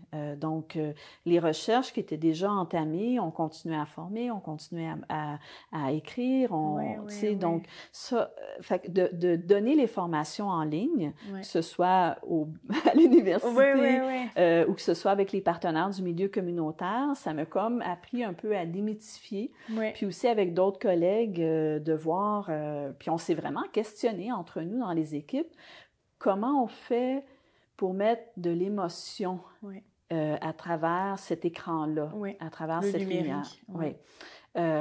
Comment on travaille le lien avec l'autre. Il y a des choses je pense pas qu'on puisse jamais atteindre le lien qu'on a maintenant ensemble. Non, c'est vrai. Au niveau de l'émotion partagée, beaucoup au niveau de l'informel. L'avant, après. C'est ça. Ah oui, c'est pour ça que nous, pareil, j'ai pas fait d'entretien encore en Zoom parce que je trouve qu'on n'a pas cette même informalité. Mais une fois qu'on se lance et qu'on en fait, c'est pas si mal. Oui, mais en fait, il faut aussi accepter que ça soit pas la même chose. C'est pas la même chose, mais au niveau du dévoilement, c'est étonnant. Là où c'est difficile, pour moi, pour l'avoir vécu, c'est quand il y a des émotions pénibles qui font surface. Et puis on n'est pas là. Enfin, c'est... Même des sujets anodins. Des fois, juste... Des fois, on est tellement fatigué, tu sais, je dis on, là, mais des fois, on se retrouve dans... Tu sais, t'arrives, il y a une insécurité, il y a l'isolement, tout ça, puis juste une personne qui t'écoute puis qui te demande comment ça va, ça peut faire... émerger des émotions. Quand tu es en ligne, comment tu fais? Tu sais, c'est comme... c'est à gérer ça différemment. C'est pas facile. Ça, j'ai pas... tu sais, à part le classique, on peut prendre un verre d'eau, on change de sujet, mais tu peux pas mettre ta main sur la cuisse de l'autre. Tu peux pas, à la limite, serrer dans tes bras. Tu peux pas prendre une marche dehors, puis... pour juste changer d'air et recommencer après. Prendre un café, peu importe. C'est pas là. T'as pas l'informel, t'as pas plein de choses. Par contre, quand on s'habitue, puis que c'est des sujets un peu moins délicats, puis qu'on est capable de passer au travers, on peut quand même être fâché, frustré. On peut et le montrer, quand même, c'est ça.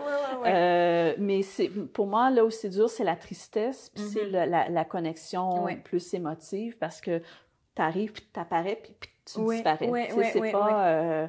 tu n'as pas cet intermédiaire, l'espace liminaire. Oui. Tu n'as pas l'enrobage, tu n'as pas l'humanité, tu n'as pas la douceur. Ah oui, non, il n'y a rien. Par contre, tout le Québec est là. Et ça, le fameux groupe de discussion dont je te parlais, il y avait des gens de la région de l'Outaouais, de Québec, de Montréal, de partout. On ne serait pas arrivé autrement. Non, c'est ça. En fait, il faut voir faut poser le pour et le contre finalement, et de ce qu'on gagne ou ce qu'on perd. Ouais. Puis, j'étais formatrice dans le communautaire avec la TCRI, puis ça faisait longtemps qu'on avait ce qu'on appelle le bimodal. Oui. Donc, l'hybride. L'hybride, c'est ça. Ça existait déjà, sauf que, puis j'avais déjà donné des formations. Ah, OK. T'inquiète pas. Mais par contre, on n'est pas sur le même pied. Et comment tu fais pour faire des ateliers concrets d'échange en sous-groupe avec 2 personnes à l'extérieur que le son ne va pas bien, puis 12... Qui sont en ligne et puis eux que ça fonctionne. C'est ça. Ben oui. Donc, tandis que si on est tout le monde devant l'écran, on est tout le monde sur le même pied d'égalité. C'est vrai. Puis là, tu peux faire des exercices de dynamisation avec des petits sondages, avec les tableaux blancs, avec les sous-groupes. Tu sais, il y a comme des... Puis dans les sous-groupes, les autres s'entendent pas parler, c'est pas dérangeant. À la fin de la journée, t'es pas fatigué. Non, mais c'est vrai. Puis, il y a des gens qui sont plus à l'aise aussi, puis j'arrête avec cette idée-là. Je te parle de l'enseignement, mais dans les entrevues, ça pourrait peut-être aussi émerger. Il y a des gens qui sont plus à l'aise de s'exprimer avec Zoom que dans un grand groupe. Oui. Donc, pour des groupes de discussion, c'est comme tout le monde est un peu plus égalitaire avec Zoom. C'est plus facile pour la prise de parole. C'est vrai. Ouais, c'est vrai. Maintenant que tu le dis, c'est vrai. Ça peut enlever une gêne. Et Parce que des fois, dans des grandes salles ou devant tout le monde, vraiment de te voir. Ouais, c'est vrai. Fait que t'as beau être le meilleur animateur, en grande salle, il y aura toujours quelques personnes entre guillemets, à gérer ou à modérer un peu plus que les autres. Puis il y en a toujours qui parlent un peu moins. Donc, on dirait que ça, c'était un petit peu amoindri avec le Zoom, parce que là, on est systématique, on fait le tour. Oui, c'est vrai. Non, mais c'est vrai, il n'y a pas de différence. Fait que c'est drôle, hein? On parle de l'anthropologie puis de Zoom. C'est clair. Non, mais c'est vrai. Mais du coup, ça veut dire que toi, tes terrains, tu t'es... Enfin, je veux dire, maintenant que par rapport au doctorat ou même par rapport à ta maîtrise, tu vois pas l'anthropologie autrement. Tu te dis, tu ne changerais plus pour autre que des recherches-actions, par exemple? Oui. C'est-à-dire, est-ce que je ferais une recherche juste pour le plaisir de réfléchir? C'est une bonne question. C'est comme une recherche, par exemple, plus artistique. Mais encore là, tu vois, si c'était une recherche de nature artistique, ce serait avec d'autres personnes. Ouais, tu vois. Ce serait pas toute seule, ce serait avec... Tu ne peux pas être toute seule, Marie-Jeanne, en fait. Non, mais c'est ça, en fait. Est-ce qu'en fait, Ou alors, c'est parce que c'est peut-être pas même la même échelle ou la même... comme on dit, le fait de prendre du temps ou de même avoir les mêmes moyens financiers quand on est tout seul, les mêmes... On a autant de moyens financiers tout seul. Oui, mais je veux dire, même après, on n'est pas divisé autant en tant que personne. Après, la charge sur la personne est quand même assez forte quand on est tout seul. Mine de rien. C'est des choix, c'est des façons de travailler différentes. Soit dit en passant, je suis très solitaire. Ça paraît pas, mais je suis très solitaire. C'est-à-dire que quand je travaille, j'aime être avec tout le monde. Et ensuite... quand tu réfléchis ou quand tu fais autre chose, t'es tout seul. Tu peux me mettre dans la forêt 3 semaines sans parler à personne. Il n'y a pas de problème. Je vais jamais m'ennuyer. J'ai toujours quelque chose à faire, à lire, sur lequel réfléchir. Mais on dirait que... pour changer le monde, c'est ce fameux... C'est ça, en fait. Pour faire avancer les choses... je me trouve vraiment inutile toute seule. Ça va même au-delà d'être inutile. J'ai pas la science infuse. Je représente une vision, une perspective. J'ai ma trajectoire, j'ai ma vie, tout ça. Je peux jouer, je peux être une bonne caisse de résonance. Je peux mettre en ordre, je peux théoriser. Mais pour moi, c'est vraiment... tout ce travail-là collectif.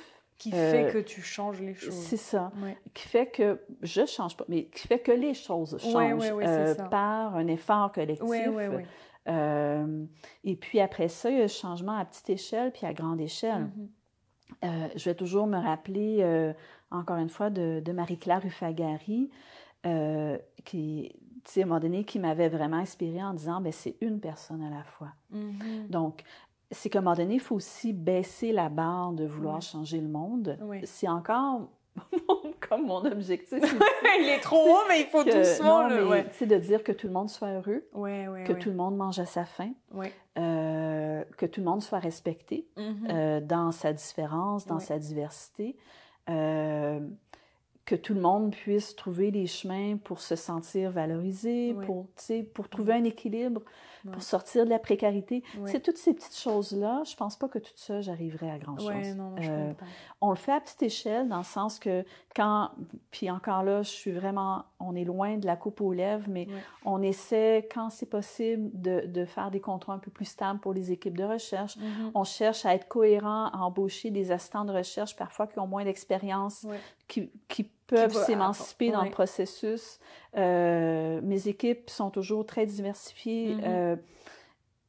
J'aimerais ça offrir plus de stabilité, de meilleurs salaires, tout ça, mais graduellement, on tente de le faire. On s'adapte aussi avec les projets. Mais puis après ça, les formations qu'on donne, les ateliers, on se dit, c'est un intervenant à la fois, un étudiant à la fois, un décideur à la fois qui va entendre peut-être des choses différentes, puis une mesure à la fois, une façon de faire. Donc, je ne peux pas travailler toute seule parce que je suis inutile toute seule. Je n'ai pas la capacité, je n'ai pas le temps, je n'ai pas les leviers, mais on dirait, en tout cas, pour moi, ça a toujours été comme ça. Pour avoir une empreinte, c'est vraiment à travers la collectivité puis le travail en commun. C'est ma vision. Donc, de la recherche et de ton travail. Et de l'anthropologie, c'est ça. Exactement. Donc, tu sais, quand on dit l'anthropologie, là, je pense à M. Bibeau, à Gilles Bibeau, où est-ce qu'il voyait des restitutions comme à travers le théâtre. Il n'est pas plus engagé, hyper actif que M. Bibeau, même à la retraite. Je ne sais pas comment il fait. Mais il s'est toujours entouré. Il a toujours fait un travail solitaire, mais en même temps, il était toujours là parmi d'autres, avec des équipes, avec des communautés, donc... et c'était comme ça avec... Que partager les savoirs et tout ça, finalement. Exactement. Donc, et là, tu parles de savoir, ça me fait penser beaucoup aussi au travail de Sylvie Fortin sur le savoir expert, savoir profane. Donc, et ça, on ne peut pas nous-mêmes porter les différents savoirs. Non, c'est ça, exactement. Donc, mais c'est ça. Donc, pour moi, l'anthropologie, il y a un élément de collectivité, puis de travail partagé qui fait plus sens que de travail individuel, où je vais avoir un livre à la bibliothèque à mon nom. Non, mais c'est vrai, c'est intéressant, c'est chouette. Donc, c'est cool. Alors, est-ce que tu peux nous parler de ce que tu conseillerais aux étudiants, parce que tu as une perspective très intéressante avec l'anthropologie qui est vraiment dans la collaboration et puis dans la recherche-action. Alors, par rapport à tes terrains, par rapport aux défis que tu as eus sur le terrain, parce que tu me disais que voilà, tu n'étais pas toute seule finalement, et même dans ta façon où tu as rédigé, fait ta recherche et tout ça, tu étais assez entourée. Comment finalement tu vendrais un peu tes petits trucs, parce que finalement c'est quand même c'est quand même différent, mais c'est pas inintéressant, et justement on en a besoin, mais c'est juste une autre perspective, quoi. Ben, je pense que la clé c'est d'aimer ça. La seule façon de savoir si on aime, c'est d'essayer. Et c'est ce qui est génial avec l'anthropologie, c'est qu'on peut expérimenter. Et ça nous permet aussi de mieux connaître nos limites. Ça nous permet de se déstabiliser aussi. Oui. Tu sais, c'est pas au premier malaise qu'il faut arrêter. Non, là. C'est non, pas non, ce que c'est je dis. Mais à un moment donné, c'est que si le malaise est un stimulant pour aller plus loin, pour nous remettre en question, c'est des points de bascule qui sont magnifiques, si je dis. Oui, non, mais c'est vrai. Ça en prend. Et c'est ça le métier d'anthropologue. C'est développer la capacité à voir autrement, à être déstabilisé, puis à saisir des schèmes de pensée, de fonctionnement qui sont extérieurs aux nôtres. Oui. C'est ma façon de vivre. Bon. Non, mais c'est vrai, c'est tout à fait ça, en fait. C'est comment, finalement, on gère ces choses qui sont pas prévues sans être complètement découragé et se dire « Oh mon Dieu, c'est la catastrophe ». Oui. Puis après ça, il y a 1 million de façons d'être anthropologue. C'est ce qui est magnifique du métier. C'est déjà juste anthropologue, archéologue, anthropologue linguistique. Puis en fonction des thèmes de recherche, en fonction de ce que les gens vont faire, de leurs analyses, du partage, machin. Être anthropologue avec un bac ou une maîtrise et travailler, on peut faire plein de choses. Et pas juste dans la diversité, là. Je veux dire, ça amène une rigueur, un esprit critique, etc. Si on a envie de faire de la recherche, là, c'est autre chose. Mais encore là, il y a plein de façons différentes de faire de la recherche. Et je pense que le truc, premièrement, c'est même au bac, il y a moyen, mais quand on est à la maîtrise, au doctorat, premièrement, c'est de choisir un directeur tant que possible qui est actif en recherche. Ça aide. Oui, non, mais c'est sûr. c'est une belle porte d'entrée. Ou de se faire des alliés, de rencontrer d'autres chercheurs. Donc, comment se faire des alliés? Là, avec Zoom, c'est moins évident, mais on le fait quand même. C'est d'assister à des activités de d'autres groupes de recherche, à des présentations, à des colloques, tout ça, pour être partie prenante, pour entrer dans l'univers. Tu sais, je l'appelle, va-t-on l'appeler habitus? Oui. À Bourdieu. Mais il reste qu'il y a des univers, il y a des ensembles d'alliances. Puis quand on entre dedans, on réalise que tout le monde se connaît, puis même au-delà des frontières, quand on travaille sur des thèmes très précis. Donc, je dirais, tu penses à réaliser de la recherche un jour? Tu sais, qu'est-ce qu'on peut faire? Je dirais de se rapprocher de l'univers de la recherche pour expérimenter.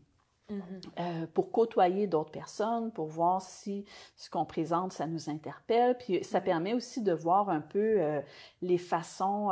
Il y a tout un langage aussi quand on présente, comment on nous dit les choses de façon diplomatique, etc. Donc, il y a toute une façon. Donc, mais les recherches, c'est la même chose, de se frotter à des équipes de recherche pour faire, des fois... J'ai commencé en faisant des photocopies. Je ne dis pas que tout le monde devrait commencer en faisant des photocopies, mais ou en mettant en forme des bibliographies. Mais il faut commencer quelque part pour voir ce qui nous plaît et comment ça fonctionne finalement. Oui, exact. Et, mais tu sais, s'il y avait un conseil, ce serait de ne pas faire un doctorat ou une maîtrise seule. On le fait seul ultimement, dans le sens que c'est nous qui faisons le terrain, qui écrivons, mais d'avoir des alliés, des amis, des collègues, des espaces où aller. Qui peuvent nous guider aussi. C'est ça. Donc, il y a l'espace Taisez-vous. Oui. Au département d'anthropologie, il y a des espaces aussi organisés par les étudiants. S'il n'y a pas d'espace, créez-le. Non, c'est vrai. Personne ne va nécessairement nous prendre par la main. Donc, et c'est ce qui est magnifique de l'anthropologie et de la recherche, c'est qu'on peut être créatif. Donc, conseil, ce serait d'expérimenter, de voir si ça nous plaît. Si avec une équipe, on n'est pas à l'aise, il y a 28 millions de façons de faire de la recherche. On peut changer puis voir ce qui nous plaît mieux. Oui, puis que ce soit au niveau des thèmes, mais aussi au niveau du travail d'équipe des chercheurs. Il y a des chercheurs qui font leurs entrevues eux-mêmes.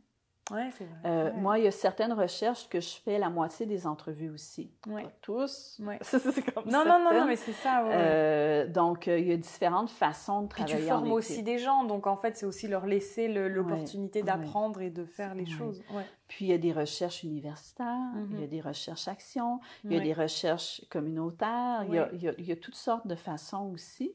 Il y a des recherches institutionnelles.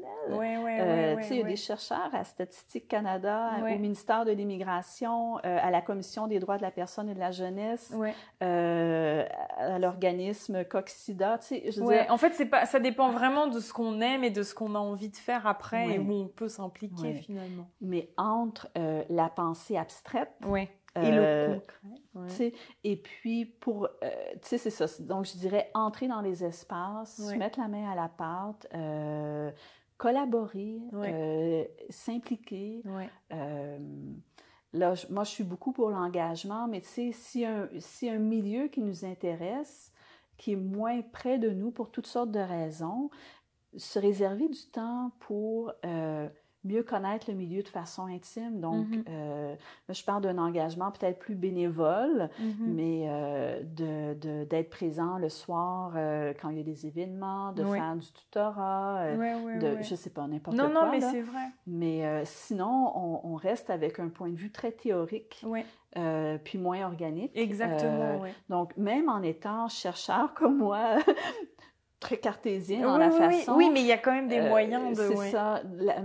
Ma façon que j'ai d'arriver à avoir l'émotion, c'est que moi, je fais quelques entretiens, j'essaie d'être près du terrain ou d'être près de ce qui se passe. Pas assez à mon goût, mais quand même. Mais de conserver cette flamme-là, cette proximité. Mais après, s'il y a des chercheurs qui préfèrent plus être dans leur bureau, c'est correct aussi. Oui, parce que chacun... moi, c'est ma façon de le vivre parce que je suis comme beaucoup dans... l'interaction, finalement. Dans l'interaction. Non, mais c'est vrai. Puis dans le désir de transformation. Oui. Donc, mais c'est ça. Le conseil, ce serait de sortir de chez soi et de ne pas rester tout seul. Non, c'est ça. Puis d'essayer des choses. N'importe quoi. Puis... Là, moi, où j'ai envie d'aller, puis je sens que la jeune génération, pour pas... pour pas donner d'âge ou de... mais je trouve qu'il y a une tangente super intéressante à mélanger les médiums pour faire la recherche. Donc, de mélanger l'art, l'audio, le vidéo, où est-ce qu'on peut... En fait, dans l'anthropologie classique, il y avait beaucoup d'anthropologie visuelle. Il y avait des documentaires. Il y a des thèses qui étaient en fait des documentaires. Il n'y a pas que les monographies. C'est ça.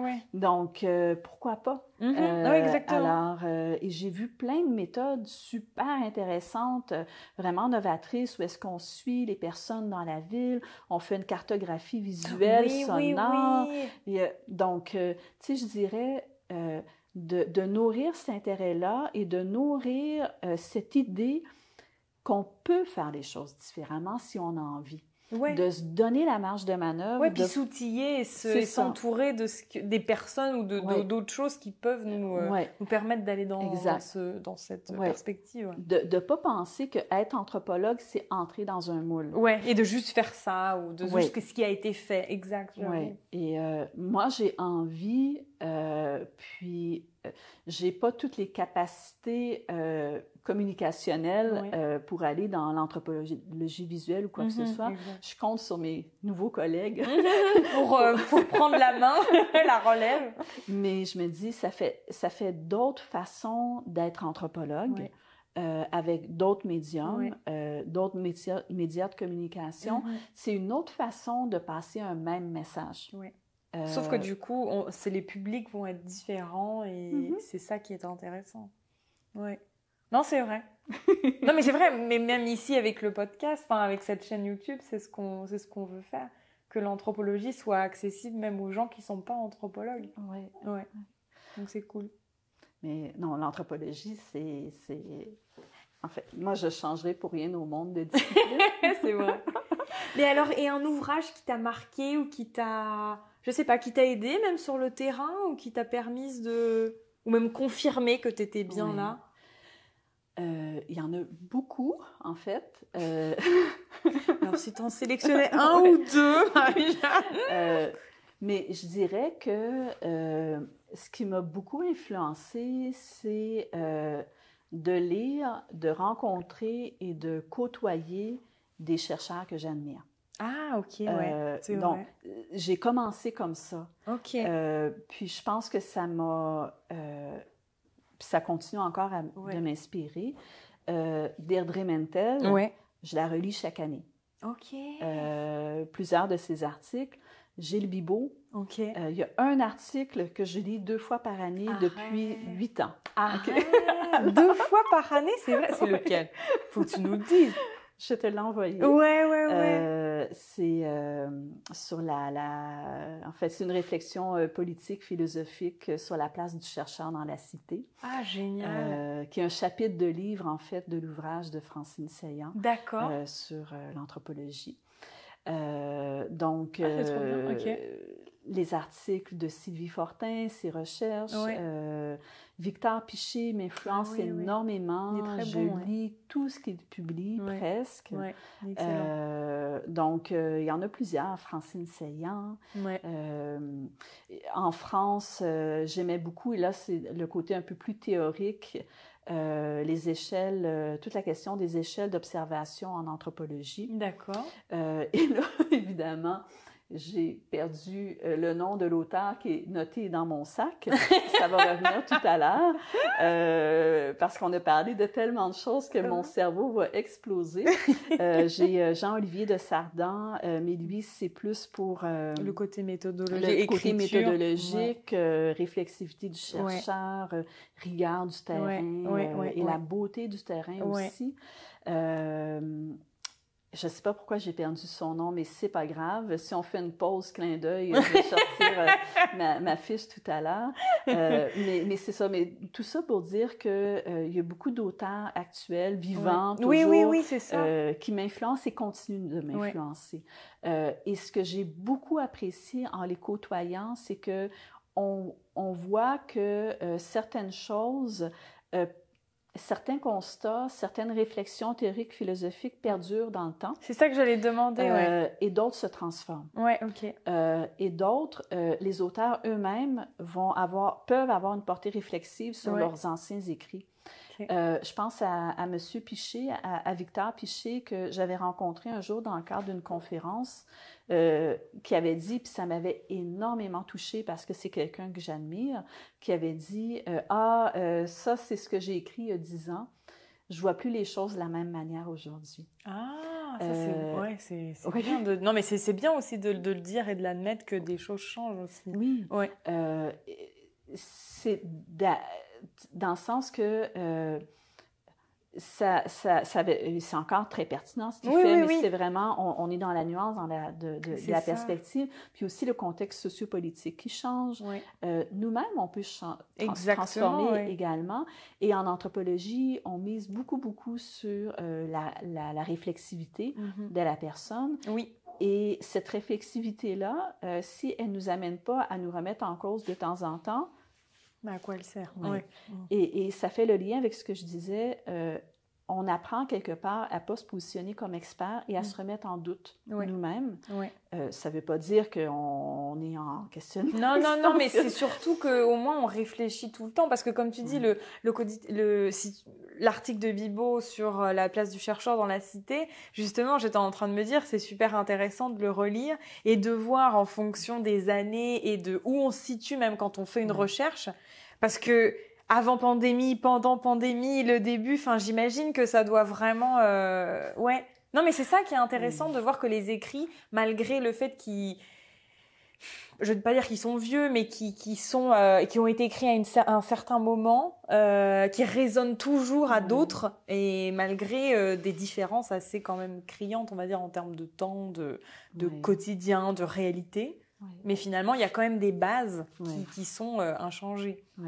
Ben, c'est que... et ça, c'est Sylvie Fortin qui le mentionnait un jour quand elle parlait des rapports majoritaires-minoritaires. C'est que le minoritaire, entre guillemets, ne sera pas le même selon les époques, mais il y aura toujours un groupe minoritaire. Ouais, donc ça dépend de... Ouais, je comprends. Mais il va évoluer selon Il va évoluer, contextes. mais il sera là. Ouais. Donc, le groupe minoritaire au Québec des années 1960 n'est pas le même que dans les années 1980, 2000, avec ce qui s'était passé, puis aujourd'hui. Donc, mais il y aura toujours des rapports de force. Donc, en ce sens-là, moi, j'aime beaucoup me tenir à jour au niveau des lectures et j'aime beaucoup rencontrer tes stars. Non, mais c'est vrai. Ben, je dis dans d'anciens textes, mais tu sais, je disais, si tu me demandes qui m'a le plus influencé, c'est des gens qui font de l'anthropologie aujourd'hui, maintenant. OK. Bon, et là, j'ai mentionné un démographe et un sociologue. Oui. Mais, mais c'est génial du coup.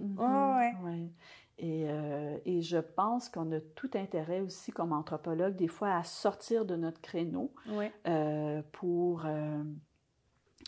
pour s'inspirer, mais aussi se mouiller à d'autres façons d'interpréter le monde autour de nous. Donc, c'est pour ça que j'aime lire aussi M. Bibot de temps en temps, parce qu'il y a le petit côté philosophique aussi. Qui ressort, qui est là. Oui, c'est vrai. Un peu moins cartésien, empirique. Oui, non, c'est vrai. Ça fait du bien. Et alors, aurais-tu un mot de la fin? Une pensée, je sais pas, quelque chose qui, Je vais sortir mon petit mot de la poche. Les remerciements d'usage. C'est ça, comme si tu recevais un prix. Ben merci. Merci énormément de l'invitation. Enfin, je trouve extraordinaire que tu as eu cette idée-là et que tu l'as créée. Le mettre en place. Et elle est en train de se créer. C'est pas terminé, tu vas réécouter, mettre en ligne. Oui, c'est ça. Donc, on a du boulot. Donc, mais c'est ça, je dirais, comme mot de la fin, ça va être peut-être un peu banal, mais que toute personne qui est un peu attirée par l'anthropologie, qu'on en devienne un pratiquant ou un adepte d'une façon ou d'une autre, peu importe, il y a différentes façons de le vivre. Si c'est un intérêt qui amène une autre couleur dans notre vision du monde, c'est magnifique. Si ça devient une profession, c'est magnifique aussi. Il y a pas, et c'est ce que j'apprécie de la discipline. Comment ça marque les gens finalement. Et qu'on peut la vivre de différentes manières. Et les personnes créatives, je dirais, venez à nous. Parce que ça va être bien pour vous. Non, mais c'est vrai finalement. Et des personnes créatives, militantes, des personnes timides ou engagées. Tu sais, il n'y a pas de portrait... Parfait. Non, exactement. Il n'y a pas de portrait typique, en fait. On peut être une personne... Moi, je suis hyper timide, soit dit en passant. J'étais même timide maladive. Non. Maladive. Tu sais, tu me disais bonjour, je regardais par terre. Les gens trouvaient ça bizarre. Mais j'étais à l'aise dans la position d'observatrice. C'est aussi une des choses qui m'a attirée dans l'anthropologie. On pouvait observer et réfléchir. Moi, ça m'allait vraiment très bien. Puis aujourd'hui, là, je suis plus au devant de la scène. Oui, mais donc, du coup, tu as pris le temps de t'ajuster et de... 35 ans ont passé depuis. Pas le choix. Non, c'est vrai. Mais c'est ça, ce que je veux dire, c'est que peu importe notre tempérament, nos penchants, les tâches qu'on préfère, c'est une profession qui est assez diverse, qu'on peut être autant devant, derrière, à l'écriture, à l'interview. C'est vraiment très, très diversifié. Et en même temps, il faut vivre un peu avec l'incertitude parce qu'on n'a pas une profession fixe. C'est ça. Mais si on veut être créatif, ça nous donne des marges de manœuvre aussi. Exact. Exactement. Puis, si on veut défaire le cadre, pourquoi se donner un cadre? Donc... Non, c'est vrai. C'est ça. Mais c'est bien ça, c'est beau. Pourquoi, si on veut défaire le cadre, pourquoi se créer un cadre? J'avoue.